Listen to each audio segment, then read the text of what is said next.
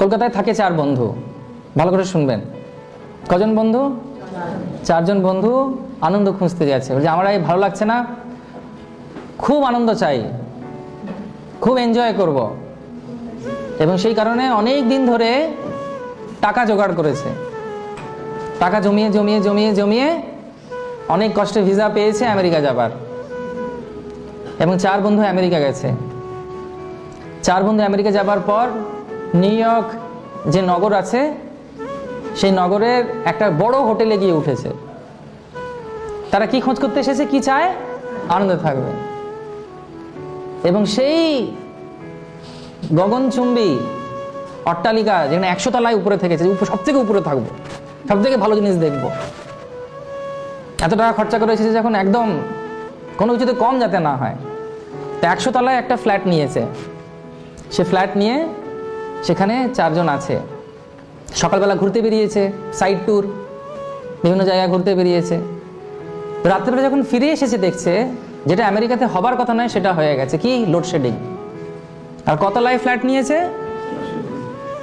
বোঝা যাচ্ছে কি? লিফট চলবে না আর। এবং মুহূর্তের মধ্যে তাদের মাথার মধ্যে একটা সন্দেহ হলো, তাহলে কি হবে? আমার তো অবস্থা খুব খারাপ হয়ে যাবে, আমাদের খুব দুঃখ হবে, কষ্ট হবে, আনন্দ করতে গিয়ে নিরানন্দের মধ্যে পড়ে গেলাম, তো কি করা যাবে? তখন ওরা নিজেরা ঠিক করলো যে 100 তলায় তো উঠতে হবে, কারণ আমরা এত ক্লান্ত, অবশ্রান্ত, এবং খাবার দাবার সব উপরেই রয়েছে। বোঝা যাচ্ছে কি? আপনারা কোথায় আছেন এখন? নিউ ইয়র্কে, ঠিক আছে?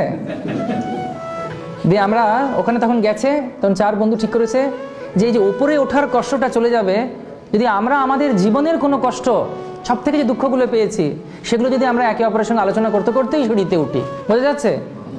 তাহলে সেই দুঃখ যখন আলোচনা করব, কারণ প্রত্যেক মানুষ ভাবে কি তার গল্পটা সব থেকে বেশি দুঃখের। এটা একটা আশ্চর্য ব্যাপার। আমার মতো দুঃখ কেউ পায়নি, এটা একটা ঘটনা, সবাই ভাবে তাই। তো প্রথম বন্ধু গল্প শুরু করলো সিঁড়ি দিয়ে উঠতে উঠতে, আমার জীবনে যা হয়েছে কি আর বলবো বলে বলা শুরু করলো। সেগুলো আমরা ভেতরে যাব না কি বলেছিল, কারণ আমাদের সময় কম আছে। এরকম বলতে বলতে বলতে যখন 25 তলায় এসে গেছে, সে আর বলতে পারছে না, চোখে মুখে সব আবেগে একদম জল জমে যাচ্ছে। তখন দ্বিতীয় বন্ধু বলছে, আরে তোর কি দুঃখের কথা, তুই আমারটা শোন, কেঁদেই ফেলবি। তখন বলছে ঠিক তাই, তাহলে শুরু কর দেখি। দ্বিতীয় ব্যক্তি শুরু করলো। তো 25 তলা থেকে আবার ওরা উঠতে উঠতে উঠতে উঠতে 50-60 তলায় চলে এসেছে। 60 তলায় যখন চলে এসেছে, তখন তৃতীয় ব্যক্তি বলছে, তোমাদের এই দুঃখের কথা দুঃখই নয়, আমার যে দুঃখের কথা শুনবে তোমরা এখানেই অজ্ঞান হয়ে পড়ে যাবে। জরিব বাবা, তো সাংঘাতিক দুঃখের ব্যাপার। তখন বলা শুরু করেছে, বলার আগে নিজেই কেঁদে ফেলেছে। তো কিছুক্ষণ পরে সেও বলা শুরু করে করে করে আস্তে আস্তে যখন একেবারে 90 তলায় পৌঁছে গেছে, 90 তলা কি প্রায় 98 তলায় পৌঁছে গেছে, দিয়ে তখন একেবারে কান্নাকাটির অবস্থা। সবাই বলছে সত্যি সত্যি তোর মধ্যে দুঃখের কথা শুনিনি। তখন যে চতুর্থ ব্যক্তি যে বাকি ছিল, সে বলছে আমার দুঃখের কথা তোমাদের শুনে লাভ নেই। তখন বলছে যে না না, এটা কেমন করে হবে? তুমি আমাদের 3 জনের দুঃখ শুনলে, আমাদের সব হাঁড়ির খবর পেলে, তোমারটা না জানলে কেমন করে হবে? তখন বলছে দেখো, আমার দুঃখের কথা তোমরা যদি শোনো, তোমাদের কিন্তু সত্যিই খুব কষ্ট হবে, তোমরা কিন্তু সহ্য করতে পারবে না। বলছে না, আমরা শুনবো, বলো। বলছে আমাদের ঘরের চাবিটা 1 তলায় ফেলে চলে এসেছে।